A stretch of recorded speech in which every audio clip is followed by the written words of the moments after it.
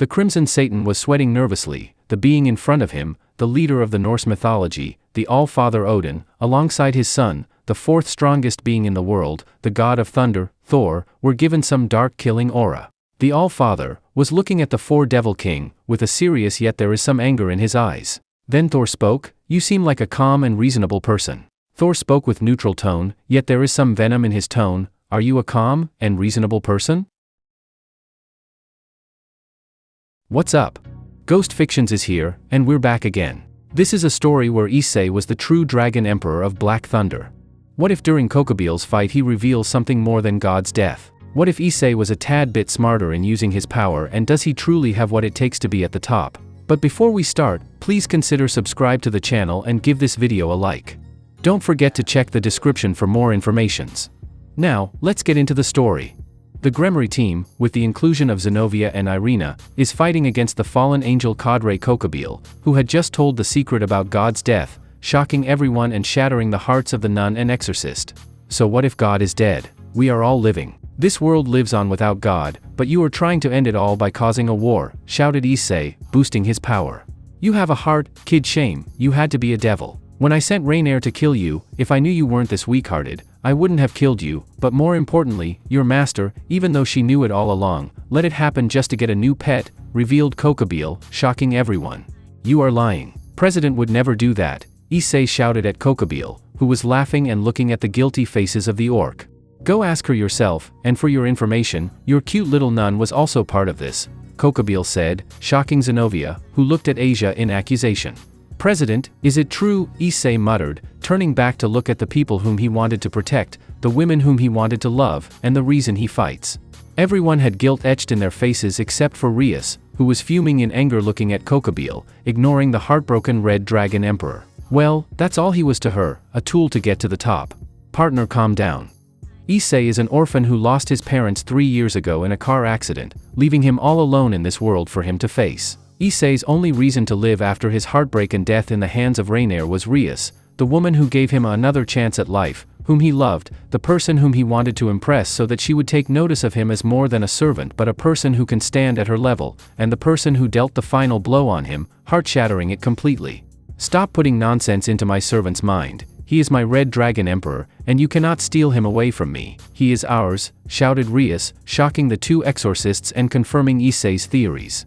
So that's all I was ever to you, Rias Gremory, you bitch. After all that I have done for you, break your marriage contract, do your bidding, and now I am proud to say that the biggest mistake in my life is hoping to love you, bitch. He turned to the other members and shouted. And you who are my comrades wanted me for my power so that you could support this bitch and fulfill her childish dreams. You all are truly devils, but you Asia are even worse. You were someone whom I saw as a little sister, and being a holy maiden of pure heart, you must be a good person. Sadly, that's not the truth. You are worse than a witch, you fucking bitch. Everyone was dumbstruck looking at the once calm and silent red dragon emperor, who was truly angry, burning in rage, and suddenly he felt his magic reserves skyrocket along with his power reaching levels he could never dream of.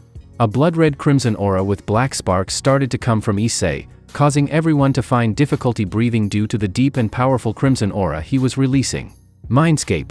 ISSEI was pulled into his mindscape as the red dragon emperor wanted to speak in his domain of fire. Partner, this bitch had sealed away your power. I am sorry for not noticing it before, but the evil pieces are making you weak as we speak. With your permission, I will remove them, converting you into a dragon and unlocking your true power. Drake's voice was filled with concern and anger towards the residential head bitch who had the guts to trick his host, manipulating his already broken heart. Do it, Drake, I want no part in this bitch's peerage anymore. We are the Red Dragon Emperor, and you told us you were feared for your power. Let's show them our might as the Red Dragon Emperor, ISSEI declared. Amidst all the pain and betrayal, he is facing a burning amber. A thirst for victory and dominance has started to burn inside him, empowering him to rise and show all he is. He is someone not to be played with. You have awoken, partner. You have shown your resolve. Now it is my turn. I am the massive power known as the Red Dragon Emperor. We shall show everyone our might, Drake said with a toothy grin as he was pulled out of the mindscape back to the world. Real world.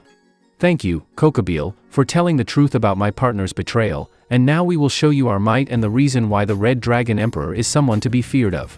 The boosted gear gem started to glow brightly with an insane amount of power being emitted from it, equivalent to a cadre class being, capable of rivaling Kobabiel and making him widen his eyes in fear and anticipation. All this time I was a fool, but now not any more balance break, ISSEI muttered, making Kobabiel smile in glee, relishing the bloodlust he has and the prospects of fighting the current Red Dragon Emperor. Welsh Dragon Balance Breaker, Scale Male. A blood-red armor made out of raw draconic power started to form around him, but this was not the overbooster he used against Riser Phoenix but the true balance breaker, even stronger than the one used against him. Ah, the forbidden move you have finally unlocked. Now I can have a good battle, Kobabiel declared, creating several lights that appear to throw at the ISSEI. Boost boost boost boost boost boost boost boost boost explosion. A massive surge of energy was sensed inside ISSEI, who, in a blur of red light, dodged the spears before landing a mean punch on the cadre's gut, making him cough blood. You brat, I am a cadre class fallen angel, I have fought against God and lived to tell the truth that you are just a mere reincarnated low-class devil scum. Learn your place and die. Kobabiel threw more light spears at ISSEI, who dodged most of them. Due to the armor, he was able to withstand all the attacks that he was caught in, but they did deal damage, making Kobabiel smirk in delight.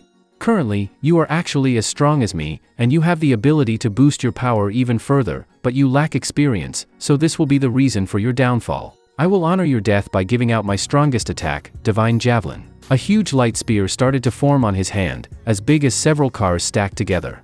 Partner, you have fought well, and I am proud to say that you were my host. Wish we could get out of this. Drake realizes that even with his full balance breaker, he doesn't have enough energy to continue, and moreover, Kobabiel started to infuse Dragon Slayer magic into the light spear, making ISSEI's chances of survival nearly zero now. We cannot lose now, we do not need to prove to these devils, and as we stand at the pinnacle of power, I will become the true Red Dragon Emperor, ISSEI declared with determination and a deep resolve.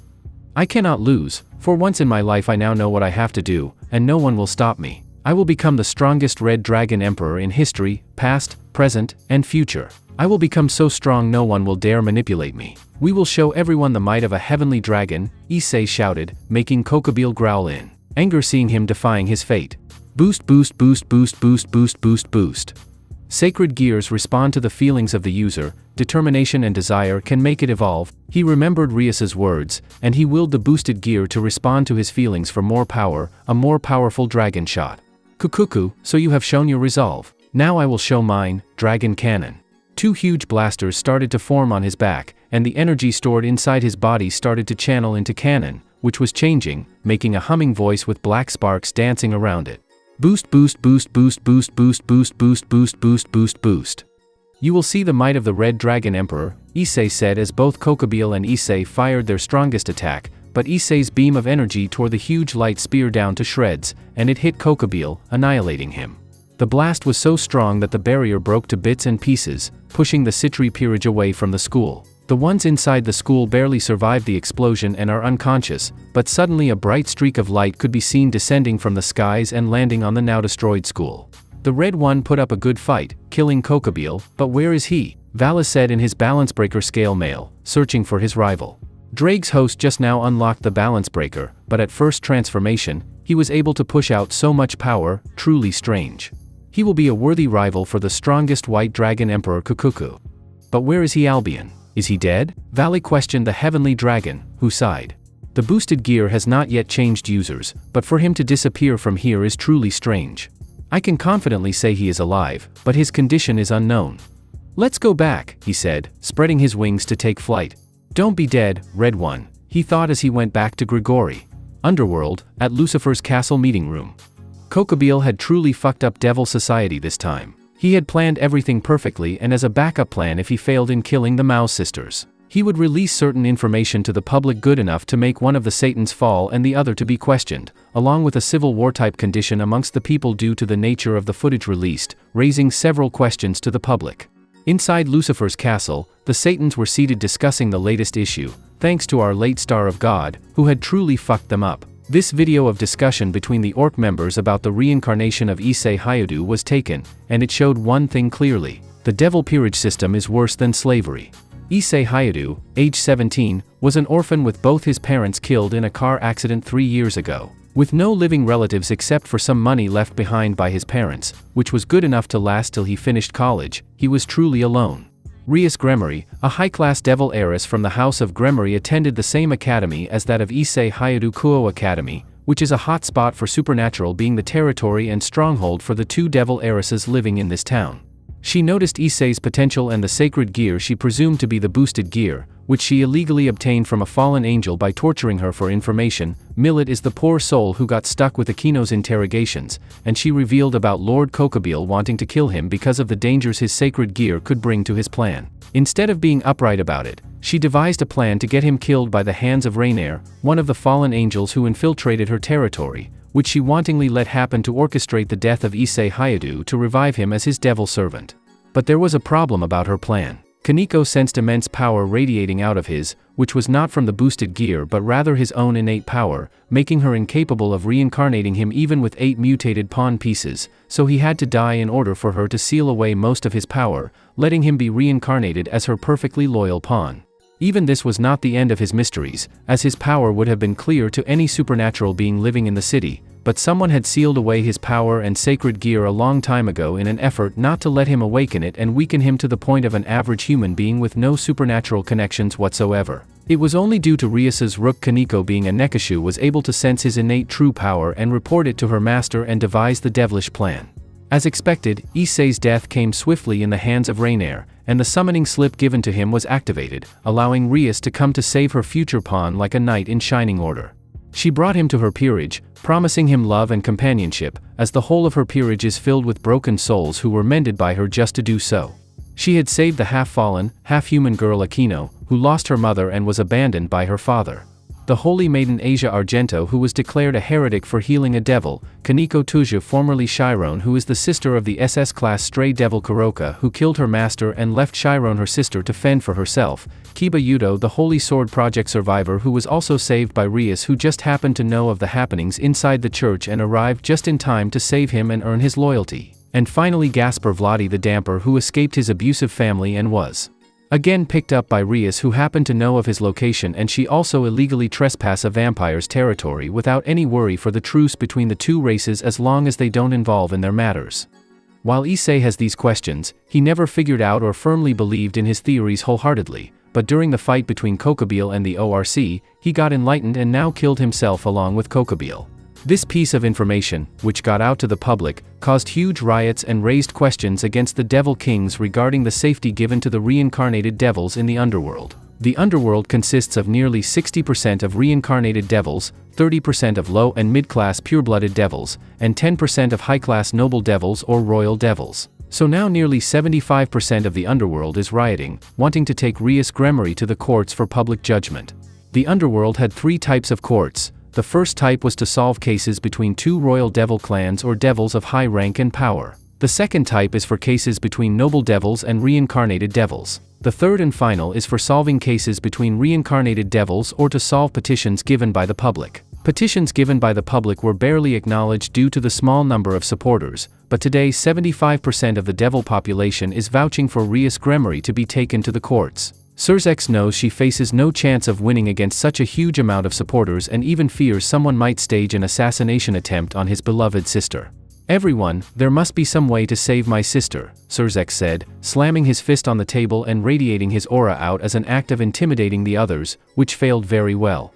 Surzex, all Rias Gremory has committed heinous crimes that are too great even for a devil heiress to run away from. Firstly, she tampered with the evil pieces, which are against the law. Second, she let people die in Shinto. The House of Gremory owns the town, and the agreement clearly states that the land shall be protected, and in any case, if the safety of the town fails, the party will lose control over it. Your sister let an innocent die, and now it is seen that he is not a human entirely, so any moment the faction to which he must have belonged would come back to us for letting a member of their faction die and the illegal methodologies adopted by your sister for reincarnating, which can cause even a war as they have lost the Red Dragon Emperor who should have been on their side. So Surzex, tell me what you are going to say, Ajuka said with an authoritative tone radiating his aura, silencing his fellow super devil.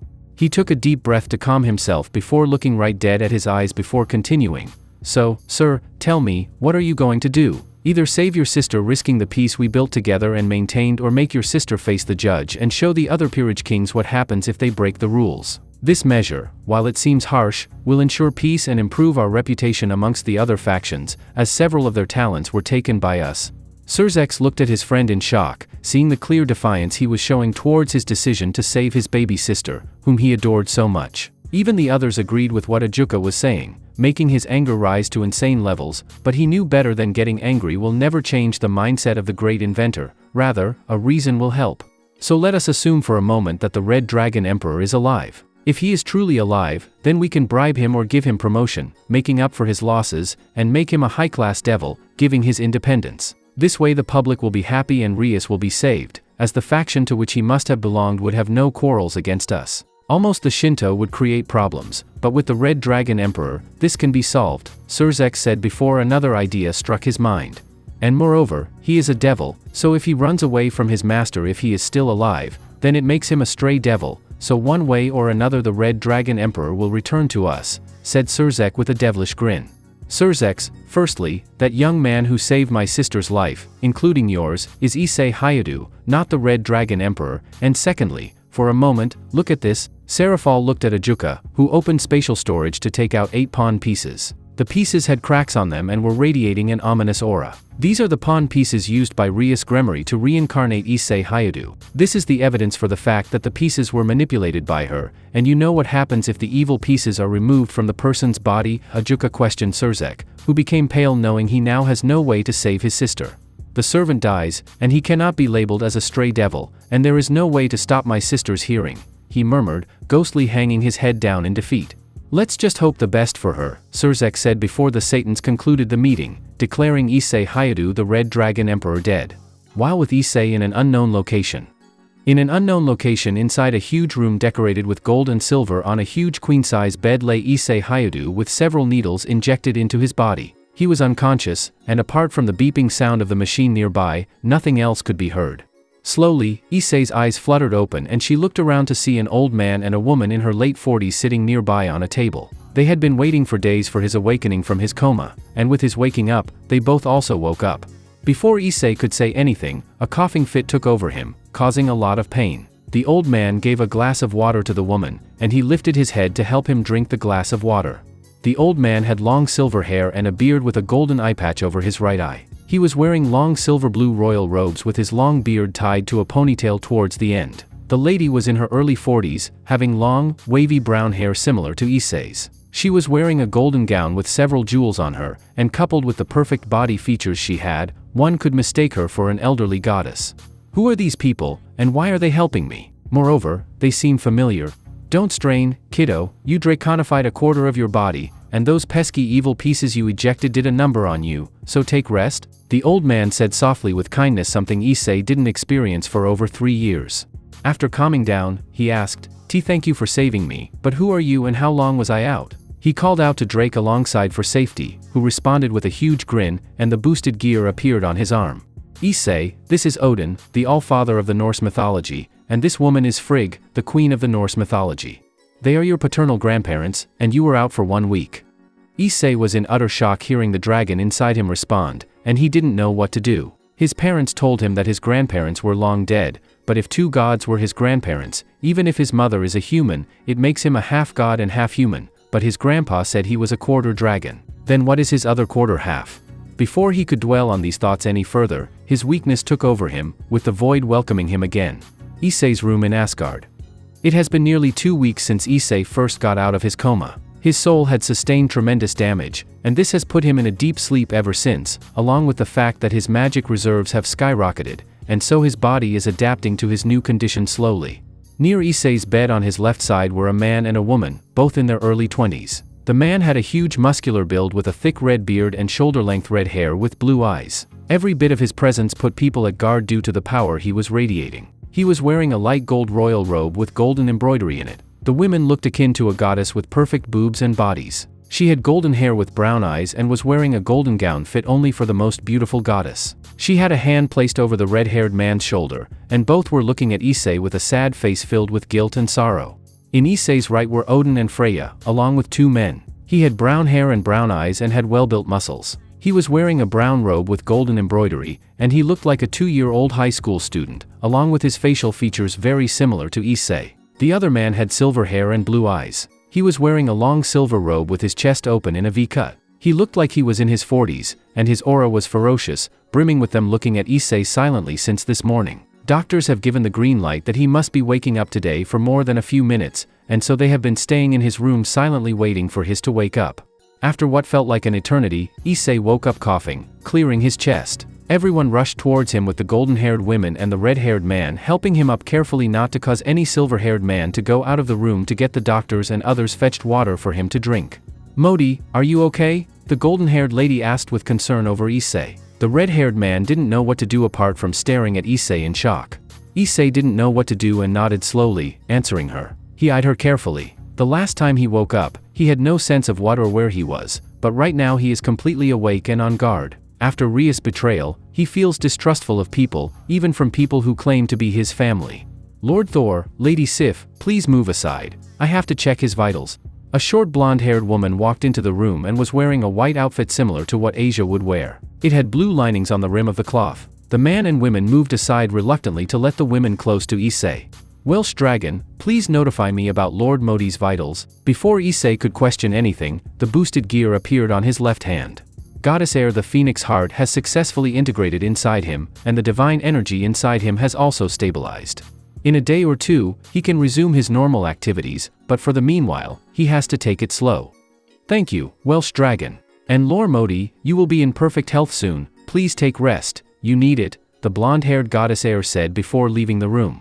"Drake, what do you mean by divine energy, and who is she referring to as Modi?" ISSEI asked in confusion.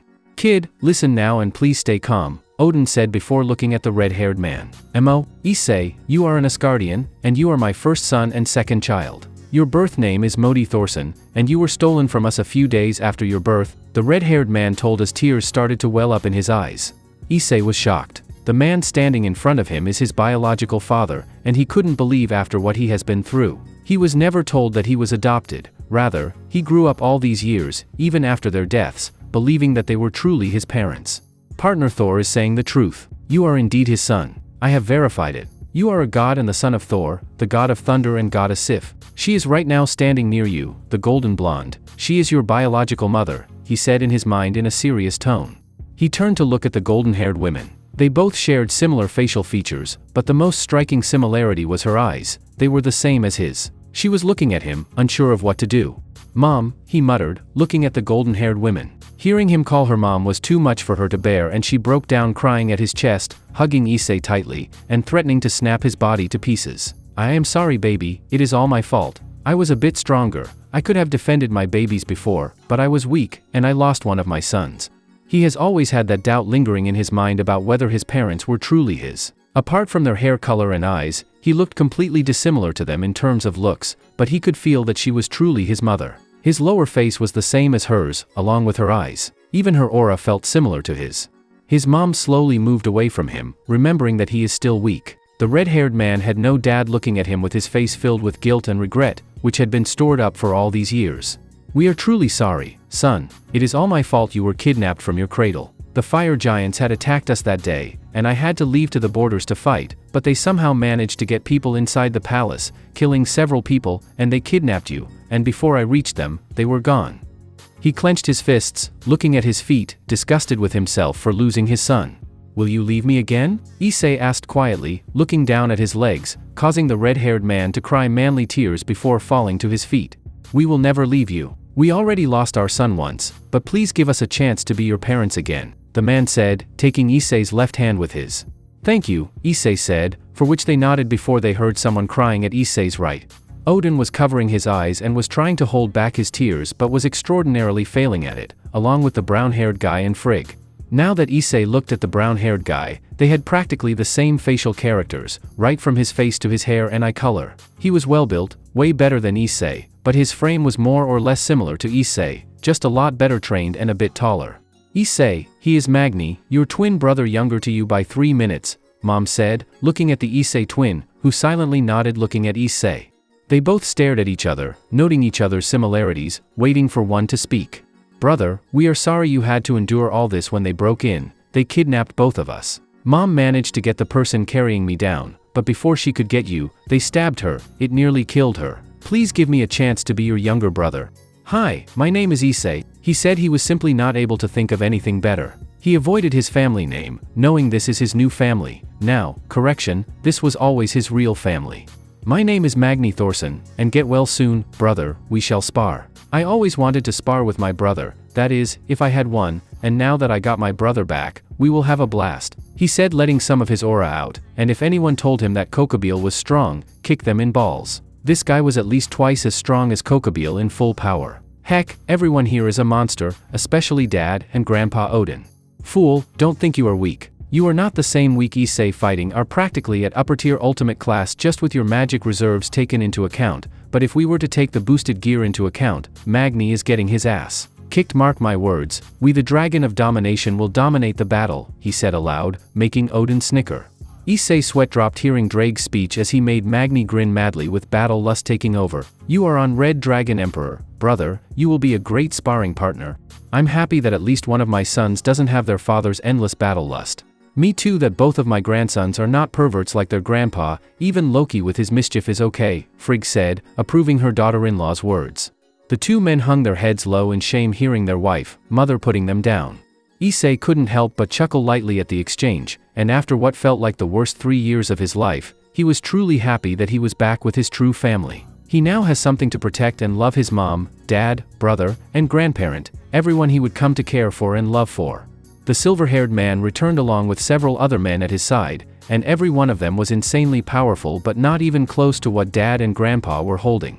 Yo kid, I am Loki, the god of mischief and trickery. It is good to see you awake, nephew, he said, smiling widely. He slapped the man standing close to him hard, making him nearly fall. He had light blonde hair with blue eyes and had a very bulky body with bubbly cheeks. He was wearing a golden robe with a silver cape on his back. Hello kiddo, I am Baldur, the god of light, and I am delighted to see you awake. When you get out of bed, we shall go to have a fine slice of smoked salmon and cotton candy. It is the best, Baldur said with a childish voice, putting up a thumbs up and making Loki sigh at his childishness. You are hopeless, Loki deadpanned, making Baldur pout in anger, and damn, he looks cute. He is a man-child, ISSEI declared in his mind, with Drake laughing and looking at the bickering between Loki and Baldur. They may be childish, but when the situation demands it, they are sane at least, Dad said, looking at his fellow brothers. Out of the blue, ISSEI remembered what he was told by Drake about what he was, and he asked, W8 Drake said that you said I was half god, 25% dragon, and whatever I was at that 25%, you have a phoenix's heart now. Your soul was damaged beyond repair, so Odin replaced your heart with a phoenix's, which he thankfully had with your divine power activating. Your previously demonic body couldn't handle it, it was practically torn apart. When you were kidnapped, they somehow managed to make you into a human and seal away your powers, but during the fight, when the evil pieces were ejected, the excess energy from them broke the seal, releasing your divine powers. That's the only reason you were able to defeat Kobabiel. Thor and Sif transplanted their bone marrow, and since you are their son, they merged with your weak body, converting you back into what you were born as, a god. But at first you were only half god, but your divine blood was too potent, so your body mutated, absorbing the other half, making you into a full god. Before you ask how the boosted gear is still functioning, it is all thanks to Air. She transferred my soul into yours, making you half dragon soul-wise, but still, you are a pure-blooded god. Wow, that's a lot to take in now, but I can regenerate like a phoenix. Your regeneration should be equivalent to what a phoenix can do, but at the cost of your magical reserves draining, but I think yours is a better version than what Riser had. It would be better if we put it to the test, don't you think? Drake said, grinning made ISSEI sweat drop in fear. Dad, since you are the god of thunder, do I have powers like you? Isaac asked expectantly, causing Thor's face to light up. Yes, son, you also have my divine thunder, but it may differ from what I use. Magni has divine lightning, a mix of divine light and thunder. He can use it to heal as well as deal tremendous damage, along with a few other things. Maybe we can send it out on those pesky devils who tormented my son, Thor said with a cheerful voice, but it turned into a silent whisper at the end due to the anger he was restraining from unleashing on the devils. Hundreds of their Valkyries, blacksmiths, and good warriors and friends were manipulated and stolen from Asgard, but this was not exclusive to them, rather, it was a universal problem, this infestation of devils causing havoc wherever they moved. Every day some or the other devil causes a problem out in different factions, manipulating people into peerages where they are treated like slaves to do their bidding, but this time they have gone too far, manipulating a member of the royal family, killing him and putting seals on his power so that they could reincarnate him. The Norse are Vikings, they don't like their power being ridiculed, and if ISSEI knew the ways of Asgard, he would be out rampaging the ORC. Never weaken an Asgardian to make him kneel before you, it is the greatest dishonor a fugitive can get in Asgard. Thor is the strongest god in Asgard, even stronger than his father, the All-Father Odin, and is currently the fourth strongest being in the universe. He could annihilate the devil side of the underworld in a matter of a few hours if he wishes to, and he was about to do it when Heimdall brought ISSEI's body to Asgard via Bifrost. Bifrost is a transdimensional transport device used by Asgard's army and the royal family to teleport to anywhere in the world. The royal family or anyone who is related by blood to Odin or has the royal pass can teleport from anywhere in the world to Asgard without a permit from the All-Father. This is how Heimdall knew whoever he was teleporting was a member of the royal family and hopefully the lost son of Thor. The condition in which he arrived is something the people who saw him will never forget. His body had 8 holes caused by the evil pieces being ejected by his body, and his magic circuits, along with his soul, were on the verge of being destroyed. Drake was barely able to keep ISSEI's soul together, but thanks to Asgard's immediate response, he was saved right when he was at death's door. Thor, Sif, and Magni had some of their bone marrow transplanted on ISSEI so that Drake could work on converting his body back to what he truly is, a god. First, his soul was torn apart, and the only way to mend a soul was to either use the elixir of Azoth, a magical elixir not found for nearly 300 years, or a phoenix's heart being mended into his body to make him immortal. One of the treasures of Asgard was the blizzard phoenix Articuno, which was slain by Thor and kept in the storage. They used the heart and gave it its essence, mending his soul along with the phoenix's regenerative properties bonding with him. After the bone marrow was taken from ISSEI's parents and twin, they were thrown into a small coma for 1 week. And they woke up, and since then they have not left his side. This is for the guys who will say how irresponsible Thor and Sif were leaving ISSEI's grandparents to take care of him.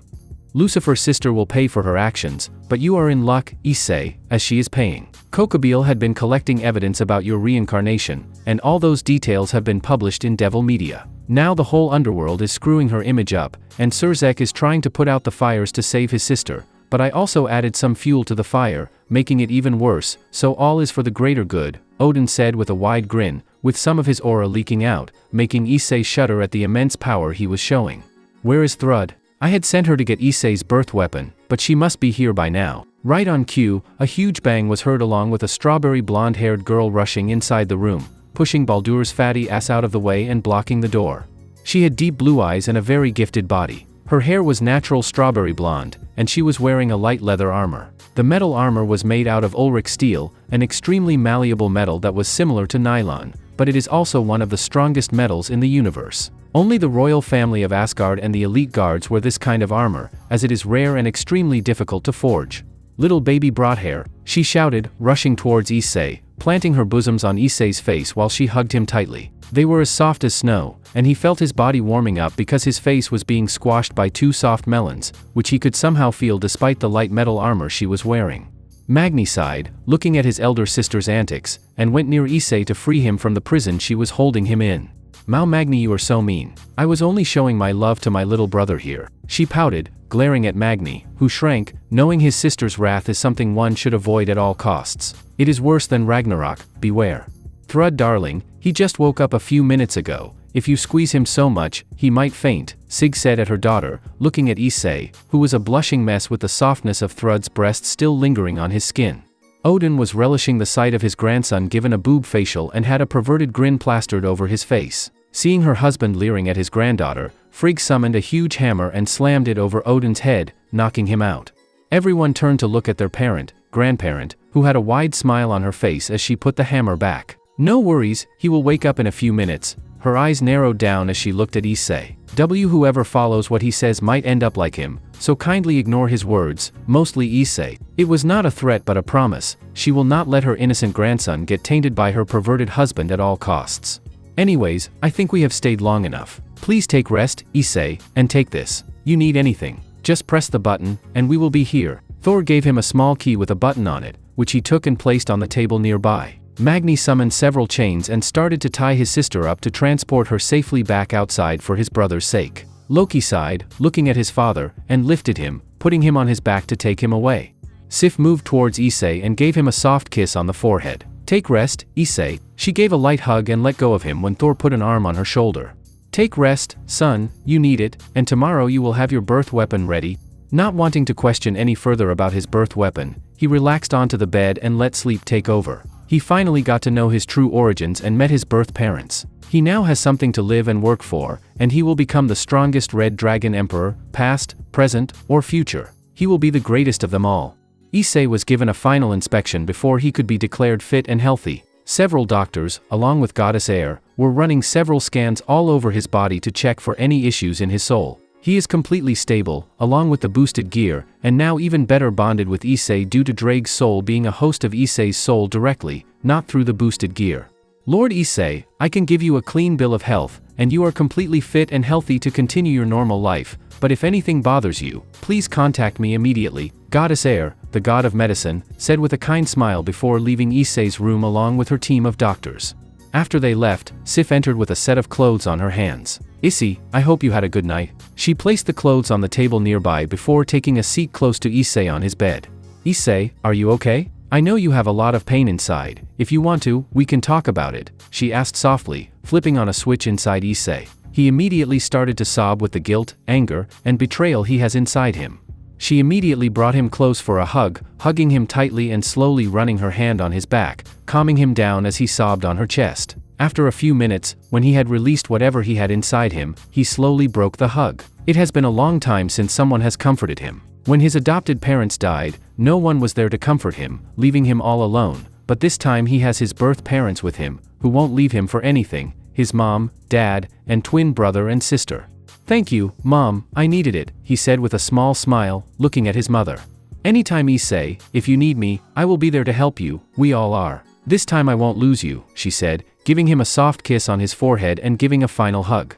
ISSEI, do you need any help in getting ready? The bathroom is down there, and everyone is waiting for you at the dining hall. If you need anything, I will be here for you outside. ISSEI nodded before slowly getting out of bed. He felt different, as if it were not his original body. His body was now loaded with divine energy, and his muscles, bones, and every function were enhanced to insane levels compared to what he had when he was a devil. His mother quietly went outside the room after taking a last glance at him to see whether he would be fine. He looked at the clothes, and he was quite glad. He was not given any weird robe to wear, but instead, a red t-shirt and black jeans, along with underwear of his size, were given. Good morning, partner, and it seems they have your underwear size. Who knows what all they know, Kukuku, or maybe the secret porn stash you have beneath your bed in your old home. Drake teased, embarrassing ISSEI. Shut you, Drake, maybe they bought one the same size as my brother has.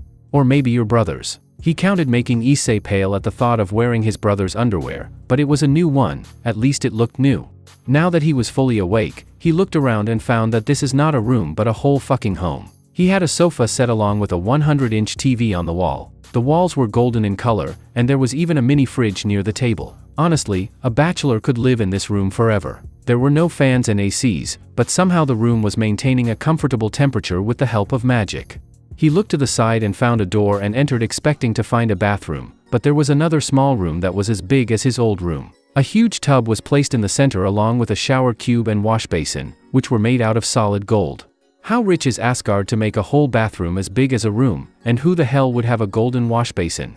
He thought with his jaw open, looking at the luxurious bathroom. Deciding to look into the bathtub another day, he took a quick shower, and that's when he realized he had to wrap or dry himself up, but as he went outside the shower, cube magic circles appeared around his body, drying it up. He opened the door a bit to see whether his mother is not around, as she doesn't want to see a naked man. The coast was clear, so he quietly went out to change his clothes. After getting ready, he went outside to see his mom with another black-haired man. He was wearing a black formal suit, and he had brown eyes. He was very well built, and judging by his aura, he was also a god, stronger than Loki but way weaker than Thor or Odin. ISSEI, I would like you to meet Vidar. He is Thor's younger brother and your uncle? Hello boy, my name is Vidar, the god of vengeance. I am sorry I wasn't able to meet you when you woke up yesterday. I had gone with your elder sister to get your weapon, but when we arrived in Asgard, she became too excited, and I tried to stop her. A very big mistake, I tell you. She froze my balls, so remember to be careful near her, he said, putting his hand near his jewels. Both Sif and ISSEI laughed awkwardly, with ISSEI noting down the warning he got from her. She is just always filled with too much energy. You will get along fine with her, ISSEI. Now let's go. It has been a month since you had a meal, Sif said, starting to walk in the hallways.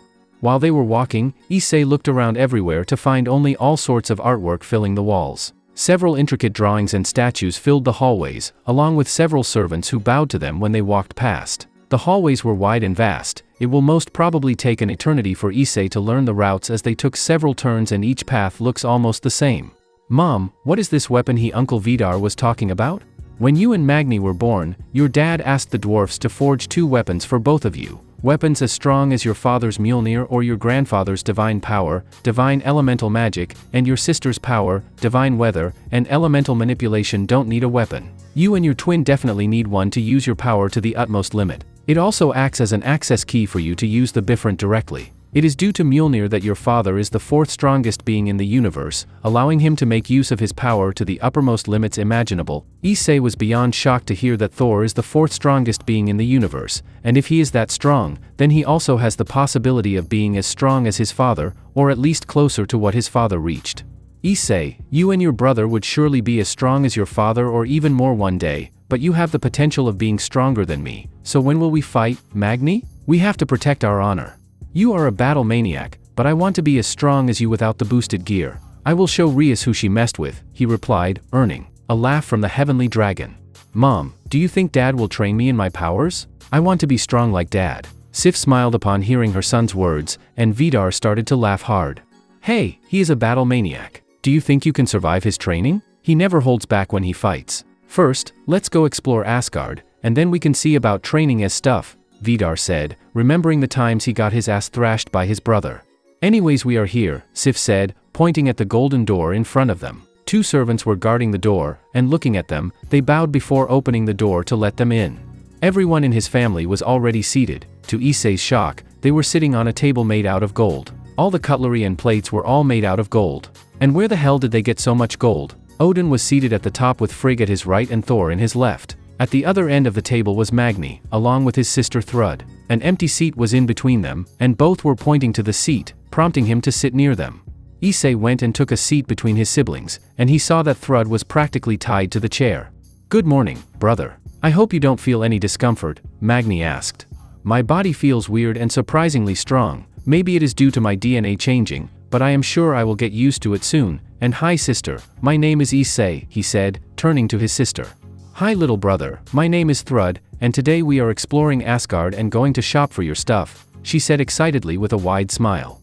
We will have a lot of fun, there are a lot of things to see, and after that, we fight, Magni said, slamming his fists together. Leave him alone, you battle maniac, he recovered only yesterday, first we need to go sightseeing, she snorted, causing him to growl. Okay kids, let's have breakfast, and today I asked the chefs to make a Japanese breakfast. ISSEI would be more comfortable having that for now, Frigg said as the butlers and maids entered, placing the breakfast in front of everyone.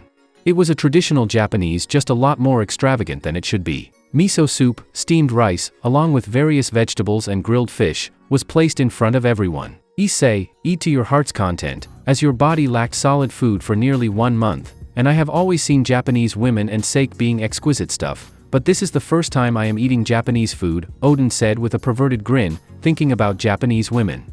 Not at the breakfast table, everyone sighed, including ISSEI seeing his grandfather, the 5th strongest being daydreaming about girls at the breakfast table. It was a quiet breakfast with ISSEI quickly munching his food. Thankfully they gave him chopsticks while others used spoons and forks to eat. It was a pleasant experience, as it has been 3 years since he had a morning breakfast with his family, and now he has a huge family to eat breakfast with every day. Plus, it was fun to see Loki pranking on Baldur's food, putting a cockroach on his soup. After finishing his breakfast, Magni and Thrud took his hands, practically pulling him to opposite sides. He is coming with me to fight. We are going to fight you, lousy girl. No, my brother is coming with me for shopping, and we will see Asgard today. He recovered just now. You can have your pointless fight some other time, you battle maniac. Thrud shouted at her younger brother, who pulled his twin even harder, putting ISSEI's phoenix regeneration to the test.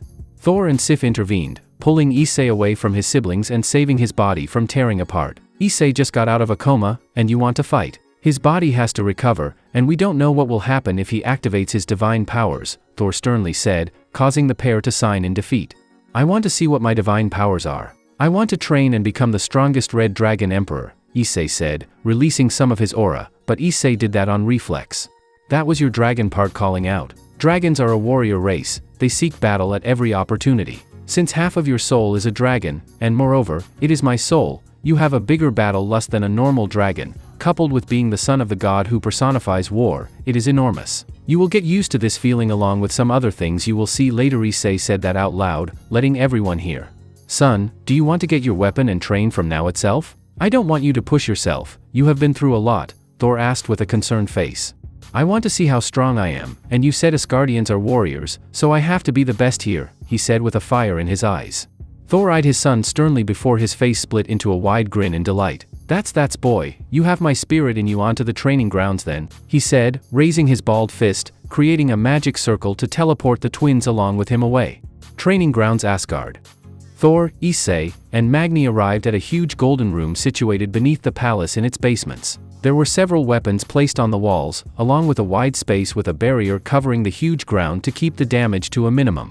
Out of every weapon, one stood out, which was somehow calling out ISSEI to wield it, which was placed at the center of the battleground. ISSEI, listen to me carefully. Now I will explain what a divine weapon is. Divine weapons are weapons made specifically for gods to wield. These weapons are capable of bringing out the full potential of our divine powers. Now see this. He held his arm up and suddenly thunder started to crack around it, forming a hammer. It was a finely crafted silver hammer. It had several Norse symbols inscribed on it. Its handle was wrapped with a leather strap, and its aura was something beyond the world. This is my divine weapon, Mjolnir. It is designed to pull out the maximum amount of divine power inside my body into one devastating thunderstrike. This weapon is the reason why I am the fourth strongest being in this universe. So basically, divine weapons are like a collector. It can suck in all out divine magical reserves and use them in one single strike, similar to the explosion function in my boosted gear, ISSEI said, materializing his boosted gear and making Thor smile proudly seeing his son grasping things quickly. Good, then now we will move on to the basics on how to use your divine thunder. You do have my divine thunder, but none of us knows what element you have alongside divine thunder, so let's put it to the test. Now close your eyes and clear your mind. Free your mind of all thoughts and concentrate on my words. ISSEI obeyed, closing his eyes and doing as his father said. Think and feel what comes to your mind, embrace what you feel and sink into it. Now coat yourself with it. ISSEI felt his mind completely blank, devoid of all emotion and feelings, only the darkness, but then he heard thunder start to dance around him, caressing his skin. He could see a wave of black thunder dancing around him, which engulfed him. The presence of thunder made him feel like the top of the world, able to destroy anything and annihilate it to the very core. Suddenly he heard his father shouting at him to stop, and he opened his eyes to find black thunder dancing around his form along with an axe on his arms. His hands, legs, and whole body, along with the axe, were covered in black thunder. The thunder was completely at his will, ready to destroy no annihilate anything his master desires. ISSEI, stop, your body can't handle any more of this, think of nothingness, the void, Thor shouted, and suddenly ISSEI's body slumped exhausted, along with the thunder crawling back into his body, ready to be called out again. Before he could fall, his father caught him, and he was welcomed by the dark. ISSEI's mindscape. He woke up in a blazing world filled with fires. Ah, yes, Drake's domain. It has been some time since he was first here. Suddenly the scene changed to an endless grassfield. A man was leaning against the tree as though he were waiting for someone. The man had a huge muscular build similar to Dad and was wearing medieval age light dark blue armor with a long red cape on his back. He had blue hair and pink eyes. His presence made ISSEI kneel in front of him due to the insanely powerful aura he was having, which could overshadow most of his family members. Hell, it seemed like he could give Dad a run for his money. Greetings, current Red Dragon Emperor, my name is Belzerd, and I am one of the past wielders of the boosted gear, and you have gotten my attention, he said with a small smile. His eyes were constantly looking at ISSEI, reading and judging him by his posture and demeanor.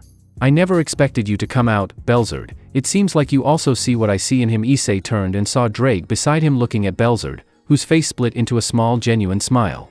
It is nice to see you, old friend, and yes, he could succeed where we all failed. He is an anomaly amongst us. While he doesn't have the experience, his body and overall stats are higher than mine even in my prime. With the right push, ISSEI Thorson can become greater than your father and could even reach the ranks of the heavenly dragons or god from the Bible.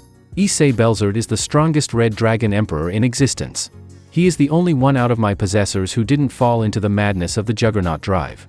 He has unlocked every function in boosted gear, reaching the utmost limit a human can gain. He is here to train you. I was trained by your father, and in my prime, I was able to keep your father in his toes when he was not fighting with Mjolnir. I finished analyzing your thunder, and it is truly unique. You embody the concept of annihilation, the utter annihilation of a substance from this universe, and that is something far more powerful than your father or twin thunder. The boosted gear is meant for humans to allow them to reach the level of gods, but with you being a god, what you can achieve is virtually limitless. Unlike the other gods and previous wielders of the boosted gear, you seek power to protect you young ones, to make sure no one will dare harm you or your family, right? ISSEI nodded with his eyes burning with determination.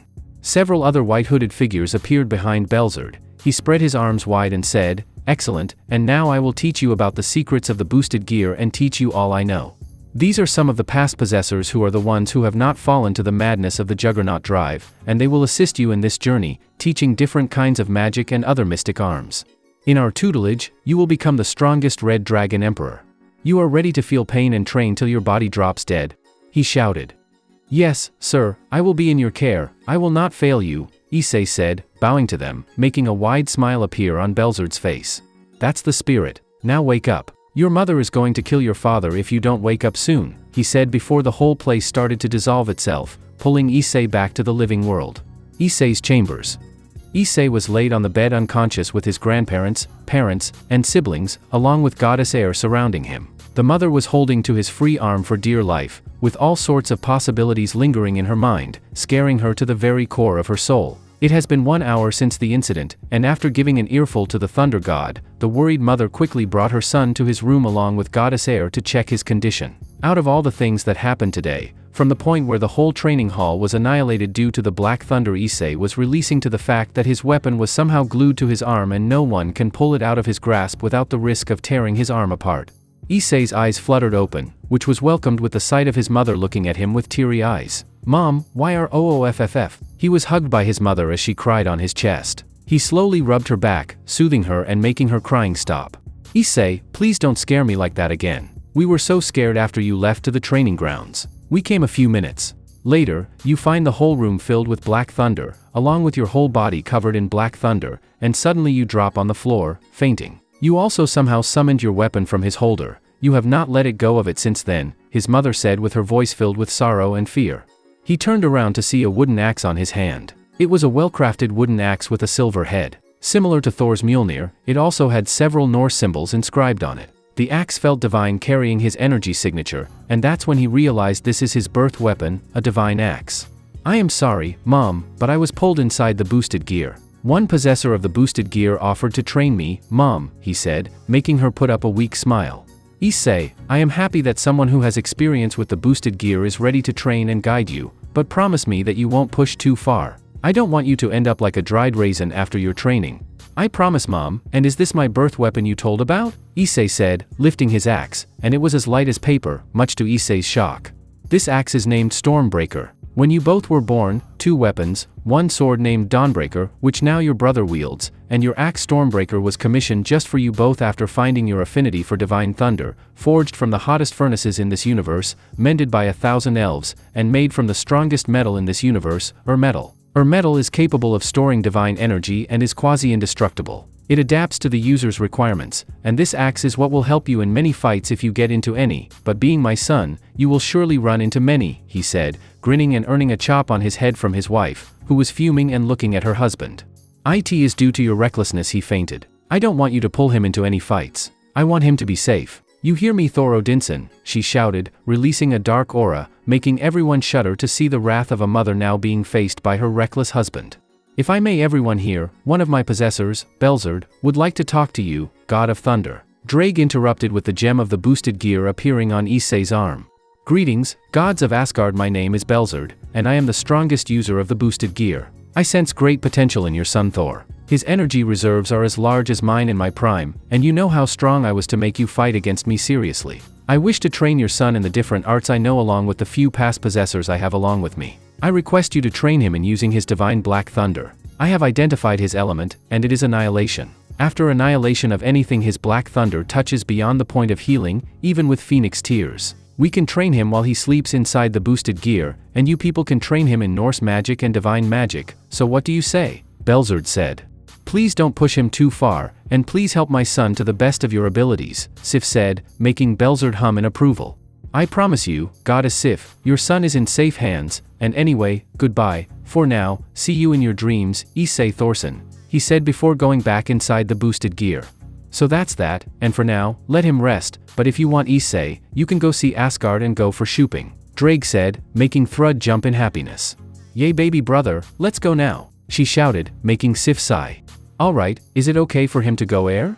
His body is completely fine, and it is okay if he goes out with his sister, he needs to see Asgard anyway, Air said before bowing in respect and leaving. Alright, and if you feel anything wrong next minute you are with Air off, you go now, but when you come back we have to run you through etiquette lessons because you will be introduced to Asgard's courts in 5 days, Sif said, confusing ISSEI. You will enjoy the lessons, brother, and now let's go to this boring shopping our sister is suggesting, Magni said in a not-so-positive way with a dangerous grin on his face. Okay, get ready in 5 minutes, little brother, because we are going shopping, Thoru shouted, making everyone's ears bleed. ISSEI if you want to store the weapon inside the boosted gear. For storing it inside the boosted gear, synchronize your aura with that of the axe and absorb it. ISSEI did as told, taking the axe on his left arm and summoning the boosted gear. The axe glowed, and it got absorbed inside the boosted gear, allowing it to be called at will. Okay, let's go, ISSEI said, getting out of bed. Asgard Palace Garage.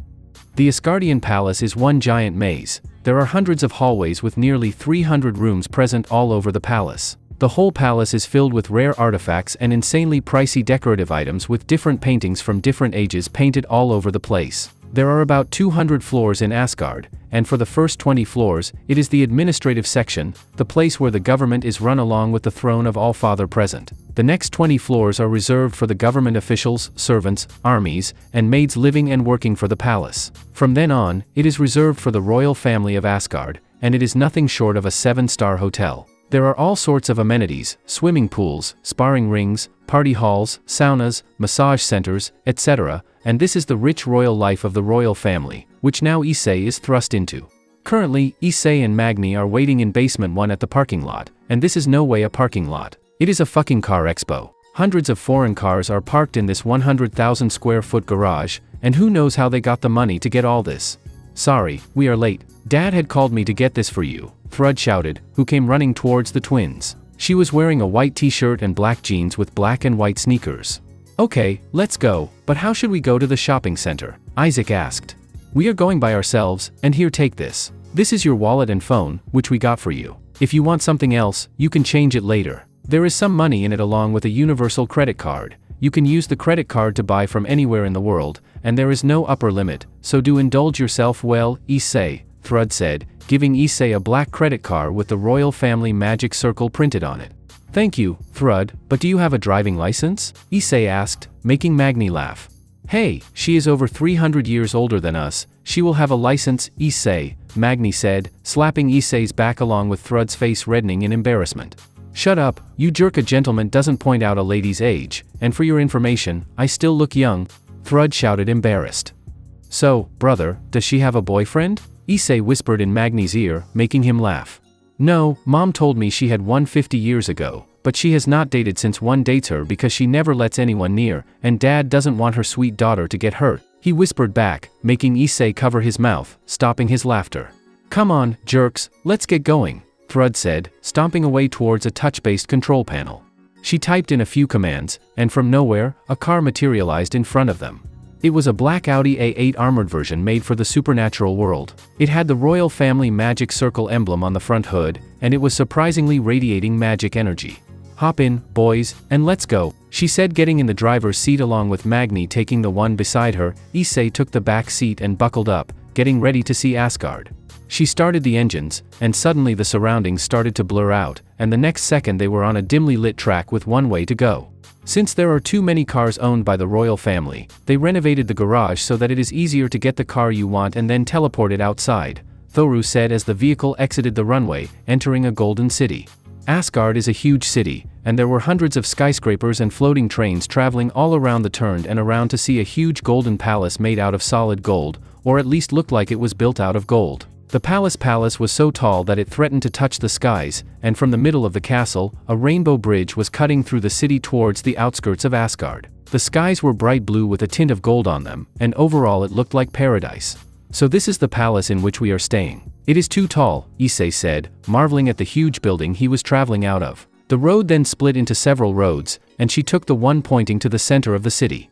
ISSEI, the rainbow bridge you saw just now is the bridge to access the Bifrost. Now we are currently going to the city where there are shopping complexes from which we could shop. Asgard is split into 3 parts. The heart, which is like Tokyo in Japan, the hub for every office and company in Asgard, along with other business establishments, and most importantly, shopping complexes. Then there are the industrial areas, which are an artificial dimension built by the magicians for startup industries and academic institutions for the Valkyries and Einherjar. The third part of the city is the residential areas for the people living in Asgard. There are mountains and jungles on the outskirts of the city, but that is completely restricted for normal civilians, and our dad owns it. Competitions and several other fighting events are held there. Dad also holds several championships several times a year, and Magni has won several times. It usually starts for warriors from the age of 15, and Magna has won 3 out of the 5 competitions held there, Thrud explained while ISSEI admired the infrastructure of this magnificent city. We should join those competitions when we get the chance and show our might, Drake said in his mind, making ISSEI groan in exasperation. First, I should train with my divine powers, learn magic, and most importantly, learn how to wield this axe.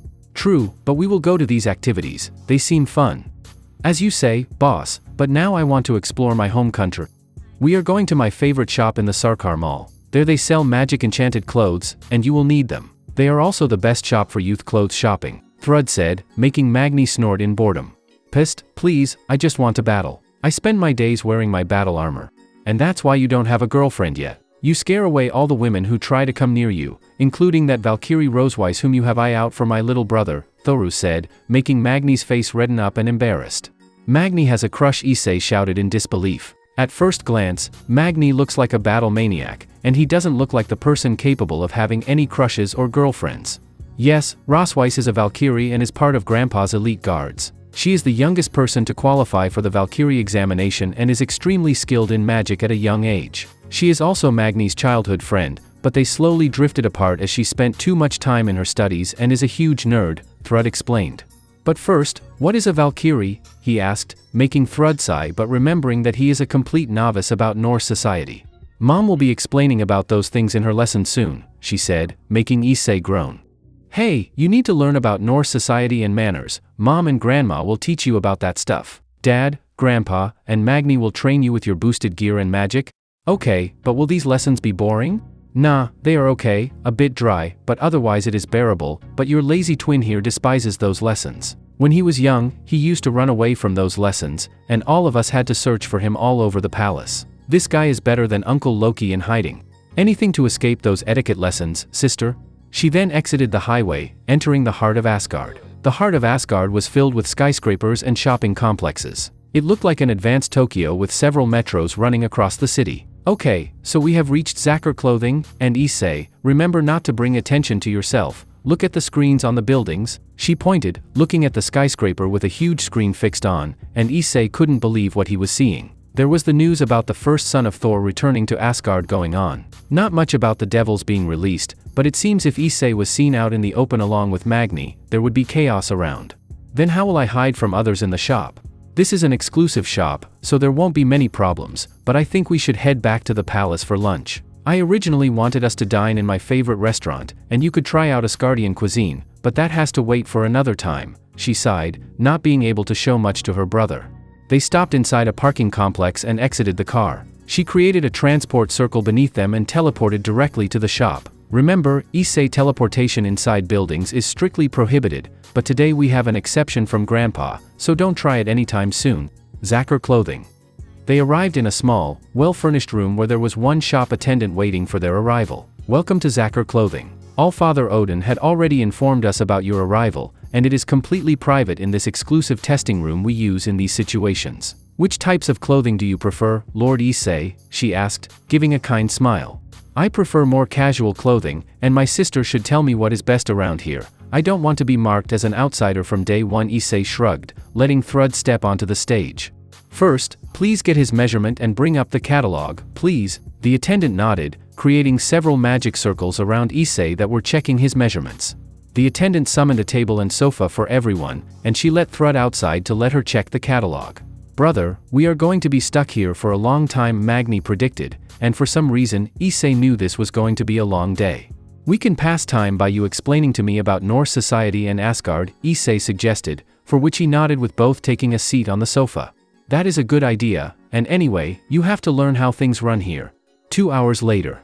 Magni taught ISSEI a lot about Norse mythology, from the workings of society to what Norse were like. Norse is a warrior race. They are practically barbarians who value strength above all. People who are strong in this society can gain money, wealth, women, and all the luxuries you can dream about. Even conflicts are resolved through a death duel here if none of the parties agrees to the judgments. If ISSEI wants to survive in Asgard, he has to become very strong. Being the son of the god of thunder, people will expect a lot from him, and when he is introduced to society, people will challenge him for duels, and if he doesn't show his strength, he won't be able to gain respect and honor in Asgard. They also don't like sacred gear, as they think some people don't deserve it due to their low potential, and so if he uses the boosted gear in combat, he won't gain the honor and respect he must have as a god. Women also like strong men here in Asgard, and if you ever want to wed a woman, you must defeat others who will be challenging for her hand in marriage. In my opinion, this is a gladiator's ground, and ISSEI is now the target for every warrior in Asgard, as defeating him will make anyone famous and powerful, as they have defeated the son of the god of thunder,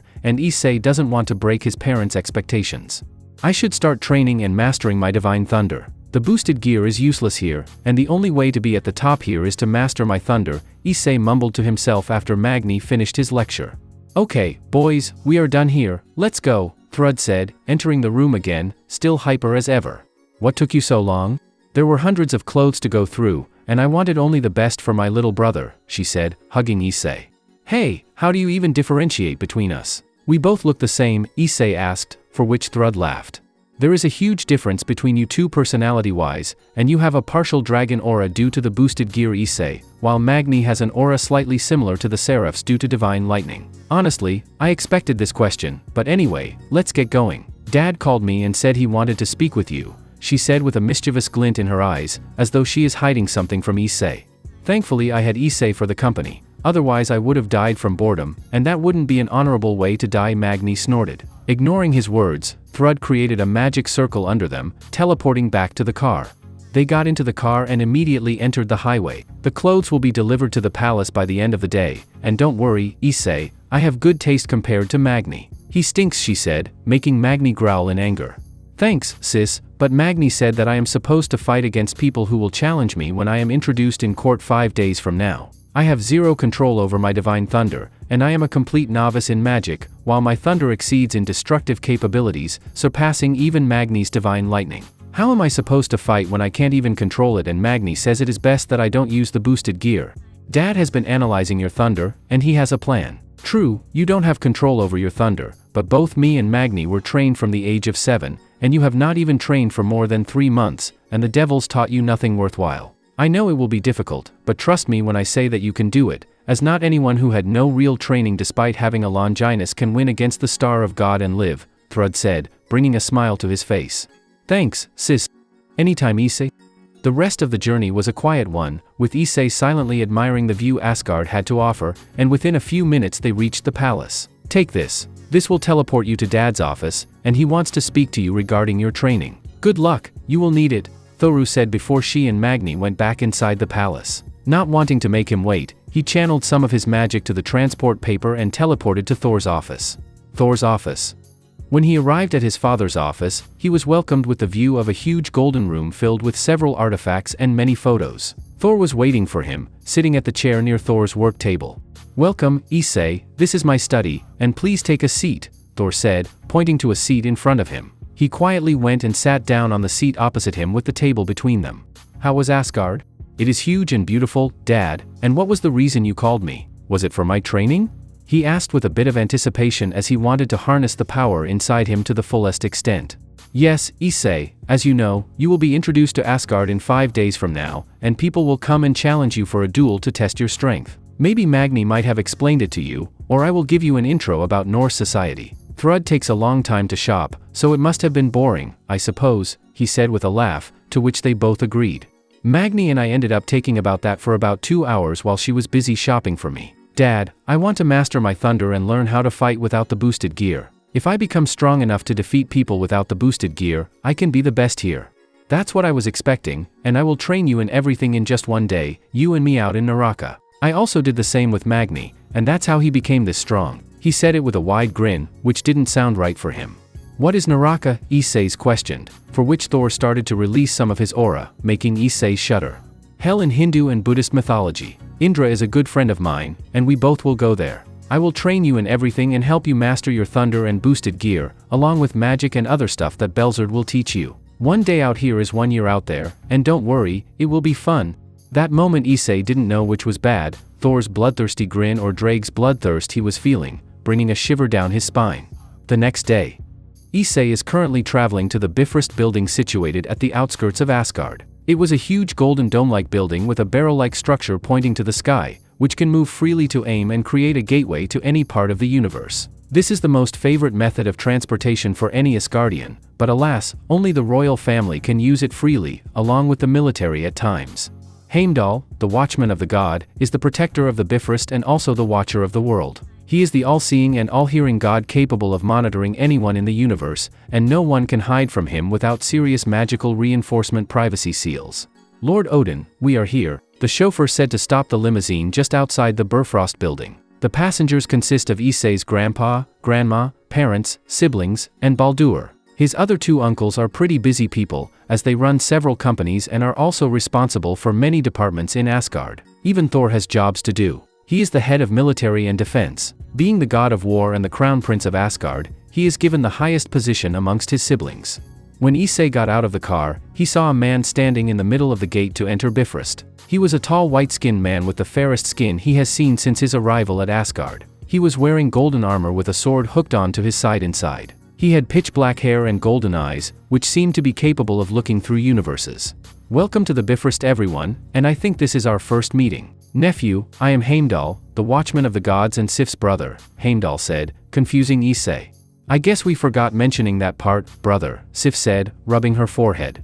"Hello, my name is ISSEI. I hope we get along well.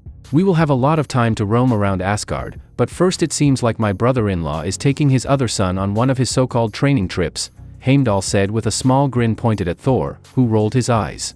"Don't worry, brother ISSEI won't come back the same way Magni came back, and I have drilled it deep into his thick skull well," Sif said, giving a deadly glance at Thor, who meekly nodded. "We have enough scary wives out here. I hope my grandchildren don't end up with such cruel women." All the women glared at Odin, who shrank in size at the glare drilling holes into his soul. "Okay, the Bifrost is ready, and it is best that he goes and returns ASAP. You haven't gone through Sif's lectures, haven't you?" ISSEI nodded, and Heimdall's grin grinned. "It will be fun. I still remember how Magni was trying to run away from Asgard, and the whole of Asgard had to search for him, but anyway, let's go," he said, walking inside the Bifrost building. The interior of the building was completely golden in color, with numerous Norse magic inscriptions with hundreds of gears placed on the walls of the dome-shaped building. On the center of the dome, there was a small holder inside which something was supposed to fit, maybe a key. Heimdall walked towards the holder, unsheathing his sword. He inserted the sword in the holder, turning it, making the gears on the dome ceiling rotate. Huge amounts of magical energy started to radiate out of the inscriptions, starting the Bifrost, and ISSEI felt the whole place rotate. The barrel pointing to the sky started to move down, and it fired a huge energy beam to who knows where. Steps started to form towards the barrel, with the barrel glowing like a portal meant for them to enter. "Okay, the gateway to Mount Kailash is now open, and when you want to come back, channel some of your energy to your weapon. Think where you want to be, and the Bifrost will respond to you opening the gateway. Good luck, nephew." "Okay, let's go. Bye everyone," Thor said, waving his huge hand at everyone. "Be back soon, brother. Take care, ISSEI. We will have some good salmon soon. When you will be back, I will hook you up with some good chicks. With your divine and draconic aura, you will be irresistible, and chicks will instantly fall in love with you," Odin said, earning a kick from Thrud and others starting to beat and tie him up. Baldur did nothing but stare at his father getting beaten up by the women present. Thor chucked lightly, looking at them beating up the Allfather for his super pervert tendencies. But that couldn't be said the same for ISSEI. He was scared of women coming to him. He didn't want to have anything with women. Thankfully, he composed himself before anyone noticed his expression. "Okay, let's go," Thor said, walking towards the gate with ISSEI at his aglace at his family. ISSEI walked inside the gate along with Thor. Mount Kailash, Indra's domain. Mount Kailash, the home to the Hindu gods, is one of the most secure places in the world, hosting the strongest pantheon in the whole supernatural world, the Hindu pantheon. Thor gave ISSEI a briefing about Hindu pantheon, and one thing about them is that everyone here is insanely strong. Everyone here is at least as strong as an ultimate class devil, and in the top 10 rankings, they have 4 members in the list, making them capable of wiping out small factions like the split Christian pantheon in mere days. Even the Norse have little to no hope of winning against the Hindus due to super powerful gods like Trimurti, Indra, and several others, and even Thor will lose easily if he fights against even one of the Trimurti members. Mount Kailash is situated in the Himalayas inside a deep valley that cannot be accessed by mere mortals. The whole place is thousands of meters above sea level and is also one of the most beautiful places in the supernatural. The whole valley is surrounded by hundreds of wards and magical defenses, which, for to be broken, would take whole of Thor's power to make a whole. Even the Bifrost can't teleport directly inside this barrier, and whoever wants to enter would need a pass, which you can get only from the gods.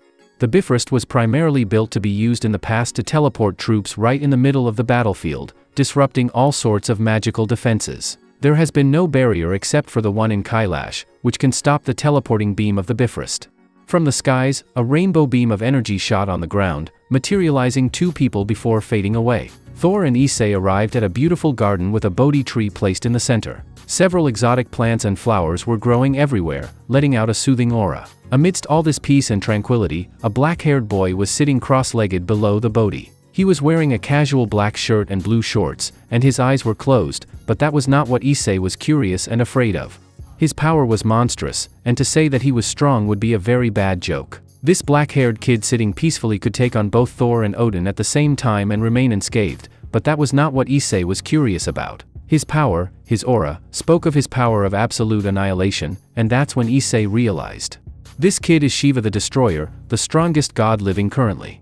Sensing their arrival, he opened his eyes and eyed ISSEI curiously. His gaze alone was able to see through his soul, learning every secret, regret, and emotion he had. Having enough rest, he stood up and walked towards them with his hands folded behind his back. Shiva, it has been a while, where is Indra? Thor questioned Shiva, who flashed a small smile at them. That troublemaker left having some work, leaving it to Sun Wukong, but he left it to me before he left, and who knows where he ran away. Color me surprised ISSEI Modi Thorson to find the legendary boosted gear in your possession. One of the 13 varieties of Longinus capable of killing gods in the possession of a god. What you will achieve when you mature, who knows, he said, chuckling to himself, scaring ISSEI seeing this guy's sensory skills. Shiva the Destroyer, you must have known that these silly aura concealment seals won't hold someone like you back from sensing me inside him. What do you want from my host? His tone was firm and powerful, befitting of the dragon of dominance. Nothing much but two things. Despite his history and with Yahweh dead, the chances of a god weakened to the state of a human possessing a sacred gear upon which a Longinus is a miracle by itself. Secondly, look, he held his left arm out, summoning a black ball of destructive energy. The ball was insanely powerful, more than the power of destruction, surpassing its destructive potential by huge lengths. The dark energy was struggling to get out and annihilate anything that stood on its path. Thor's eyes widened in shock looking at the ball of destruction. It is the same. ISSEI, the energy signature of your Black Thunder is the same as Shiva's destructive power. Thor stuttered, looking shocked by the new revelation. In different mythologies, there are different gods with destructive divine powers, but only I can achieve true annihilation. The ability to destroy anything, break it down to its last atom, and beyond to erase it out of existence literally. Until this day, no one was able to reach my level of destructive power, which is proven to cause true annihilation, except you, he said, pointing at ISSEI. While your brother's thunder has concepts of control and divinity infused in them, the most versatile divine ability amongst the gods, I would dare say, your thunder is the complete opposite. Untamed thunder infused with the concepts of annihilation. You are the only being who has a power capable of annihilation like me. Maybe in the future, you can even be as strong as me, both you and your brother, but with the boosted gear in the equation, your power could reach the likes of dragon gods and other beast-class beings. ISSEI was shocked hearing this new revelation. He could be as strong as Shiva one day, but he knows about Shiva's reputation. He is feared because wherever he goes, people always stay indifferent to him. Apart from some people like Thor, no one talks to Shiva like a friend. ISSEI doesn't want to be feared, he wants to be loved, and he wants to keep his love and friends safe. Destructive energy is very difficult to control, and even I have to devote huge amounts of concentration to have firm control over my power. But your job is saved, as thunder is easier to manipulate but difficult to intensify, but you must have a divine weapon like your father's Mjolnir to do that job. I also sense one divine weapon inside the boosted gear. Is this guy some sort of soul searcher? For an old god like me, this is child's play, but let me come to the point. After seeing you now, I want to join your father in training you. With my help, your mastery over your destructive thunder will be smooth, and you can achieve more. It is up to you, but my offer stands? Isaac thought for a moment. While bringing Shiva along with him will help ISSEI greatly. He wanted to get to know his father better. ISSEI still doesn't know much about him, and he feels scared of trusting him. You are scared that I might betray you like those devils who manipulated and played with your already broken feelings, typical of them, but my intentions are clear. I just want to help you with your thunder. I doubt that Thor knows much about destructive energy or even Odin, who has a degraded version of my power, he said calmly, with Thor nodding begrudgingly and tasting the truth. Please help me in mastering this power of mine, and I would be thankful if you joined us, Lord Shiva, ISSEI said, giving a bow to Shiva, who smiled in return. Splendid, now let's go, and please just call me Shiva. I'm not the one for formalities, he said, snapping his fingers. 3 black holes formed below them, dropping them inside the hole, taking them to Naraka. In the middle of nowhere, Naraka. Shiva, Thor, and ISSEI arrived in some part of Naraka. It was a creepy place with blood-red skies and rugged terrain with several mountains. The winds were mildly harsh, and everyone had to cover their faces due to the weird winds ISSEI felt. The magic in the place felt wrong and dark. Every bit of that dark energy was trying to encroach into his skin, trying to destroy his divinity. The dark substance you are feeling is miasma. Light and divinity are weak against miasma, whose basic nature is to annihilate beings of light and divinity. The reason why you are still living is due to your phoenix healing keeping you alive, but at the cost of huge amounts of magic energy. I and Thor are strong enough to be here without getting affected due to our immense power, but that's not the same for you, Shiva said as he silently walked away. Magni had to constantly use his divine lightning's healing properties to keep himself alive here. Now I and Shiva will be around but won't come to your help for the next 12 hours. ISSEI dreaded what he was about to hear next from his dad's words, as he had the same bloodthirsty grin which screams pain. For the next 12 hours you are to learn how to regulate your phoenix healing, and stay will keep the dark beasts away, but you have to survive for the next 12 hours without dying out here. Currently, you have enough magic power to survive for 3 hours in your current magic consumption. You have to stretch it to 12 hours by controlling your phoenix healing, making it specific and increasing your efficiency. This the first step to using your enormous magic reserves efficiently and with control, because right now if you were to use it on any spell you will be killed by your magic before you use it for anything if you try using it. Meditate and calm yourself, it will help you get in touch with your body. Drake can assist you in this. Good luck, Thor said as his voice slowly became a whisper, and before ISSEI knew it their presence were gone. Calm down, ISSEI, you have me. Now relax and down and start meditating to feel the magic inside you. ISSEI followed Drake's words and sat down, closing his eyes. He could feel something inside him, huge amounts of magic power ready to be unleashed, which were currently being flushed out of his system like a broken body. Slowly willed his body to make the flow more efficient, concentrating his healing in the exterior and increasing its efficiency. Good, that's it. Now maintain it for the next 11 hours and 58 minutes. Now ISSEI didn't know what was worse, fighting Kobabiel or this training exercise, and something inside him says that this is just the trailer. 11 hours, 58 minutes later. Amidst the rugged barren wasteland of Naraka in the middle of a miasma-enriched land, ISSEI was sitting cross-legged on the ground, surprisingly calm, concentrating on his magic reserves to control and regulate his phoenix healing. Good job, ISSEI, you survived round 1. His voice was heard in the background, and before ISSEI knew it, he was transported to some cave. It was a medium-sized cave with several barriers keeping the place safe. There were several bags of supplies placed all over the cave, which was for the gods to survive in this wasteland. The cave was dimly lit with small torches all around the place, but at the center, a huge fire was being held along with some animals kept on a makeshift barbecue stand to be cooked maybe for dinner. Surprisingly, the person cooking is Shiva, who was humming some music as he kept rotating the skewered animal kept over the flame. Dad, why can't you take this training a bit slow, dropping me in the middle of nowhere right after we arrived? ISSEI asked Thor with a grin.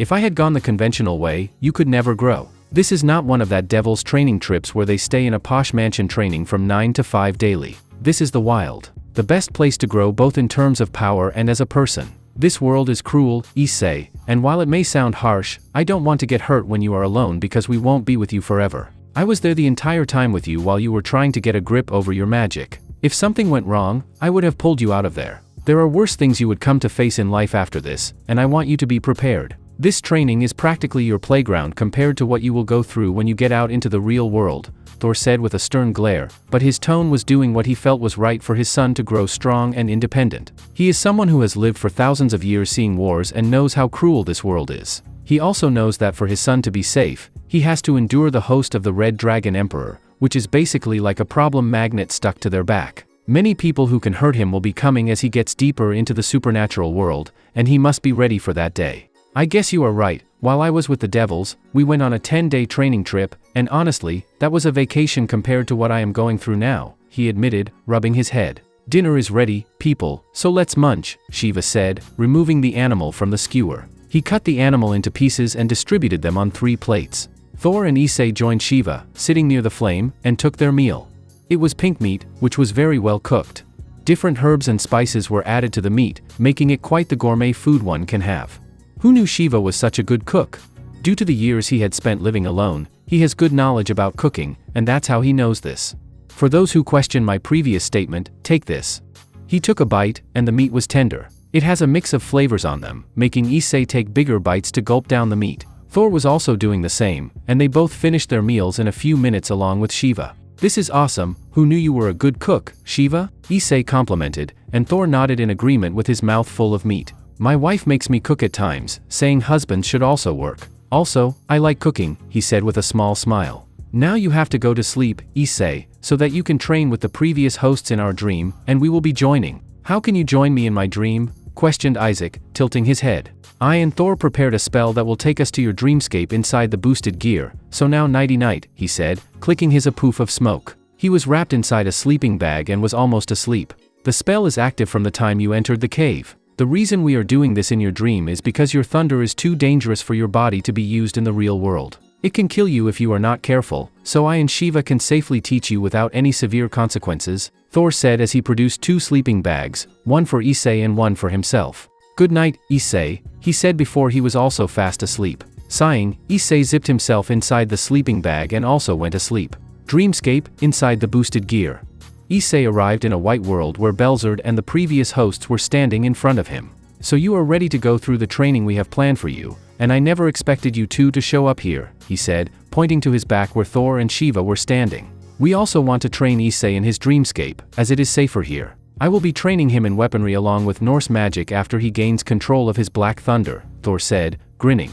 I am here to train ISSEI in controlling his destructive thunder. Both of our powers have similar properties, so I can help him with controlling the amount of destructive power he is infusing into his thunder. After that, Thor can take over his training with thunder along with Norse magic, Shiva said. Anyways, meet your new trainers, he said, pointing to the 5 previous hosts who were standing behind him. Since you are in Naraka, you have enough sparring dummies. When you are awake, you will go fight against the monsters in Naraka, while when you are here, you will be taught the different arts we have for teaching you. My name is Natsu, and I was a dragon mage, which was a term used by a bunch of researchers who experimented on humans to make them capable of creating, storing, and using draconic like a dragon without turning into a dragon.